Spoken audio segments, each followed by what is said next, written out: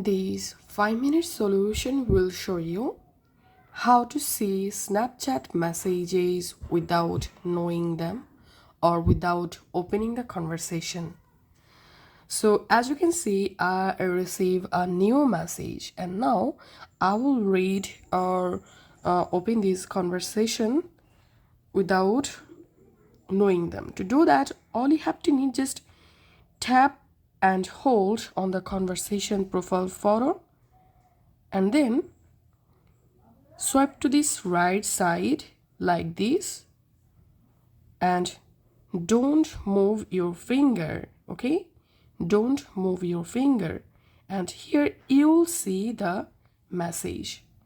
That's how you'll be able to easily read any message without opening the conversation or without knowing them. As you can see, still here we can see the new message, new chat showing up here because I read this message without opening the conversation. So that's it. This is how we can do it. If you find this video helpful, make sure to subscribe 5-minute solution. See you in the next video.